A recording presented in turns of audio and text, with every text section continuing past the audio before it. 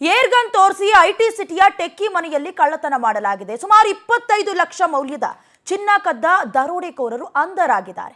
ಜೆಜೆನಗರ ಪೊಲೀಸರಿಂದ ಅಶ್ರಫ್ ಅಫ್ಜಲ್ ಅಲಿಯಾಸ್ ಡಿಚ್ಚಿ ಬಂಧನವಾಗಿದೆ.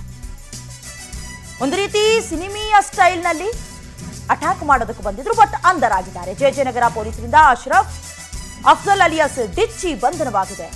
ಜುಲೈ 6ರಂದು ಟೆಕ್ಕಿ ಮನೆಗೆ ಇಬ್ಬರು ಆರೋಪಿಗಳು ನುಗ್ತಾರೆ. ಮನೆಯಲ್ಲಿದ್ದ ಚಿನ್ನಾಭರಣವನ್ನೆಲ್ಲ ಲೂಟಿ ಮಾಡ್ತಾರೆ. ಅದಾದ ನಂತರ ಮನೆಯಲ್ಲಿದ್ದ ಮಹಿಳೆ ಮೇಲೆ ಕೂಡ ಹಲ್ಲೆ ನಡೆಸಿ ಪರಾರಿಯಾಗಿದ್ರು. ಕೇಸ್ ದಾಖಲಿಸಿ ಪೊಲೀಸರಿಂದ ಇಬ್ಬರು ಆರೋಪಿಗಳಿಗೆ ಸದ್ಯ ಖೆಡ್ಡ ತೋಡಲಾಗಿದೆ.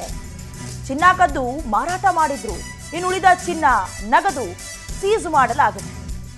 ಅಫ್ಜಲ್ ಈ ಹಿಂದೆಯೂ ಕೂಡ ಕಳ್ಳತನ ಮಾಡಿರೋದು ತನಿಖೆಯಲ್ಲಿ ಪತ್ತೆಯಾಗಿದೆ. ಕೆಲ ಕೇಸ್ಗಳನ್ನ ನೋಡಿದ್ರೆ ಸಿನಿಮೀಯ ಸ್ಟೈಲ್ನಲ್ಲಿ ನುಗ್ಗೋದು, ಏರ್ಗನ್ ತೋರಿಸೋದು, ಒಟ್ನಲ್ಲಿ ಕಳ್ಳತನ ಮಾಡೋದಕ್ಕೆ ಪೂರ್ವ ಯೋಜನೆಗಳನ್ನು ಅಚ್ಚುಕಟ್ಟಾಗಿ ಹಾಕೊಂಡು ಬಂದಿರ್ತಾರೆ.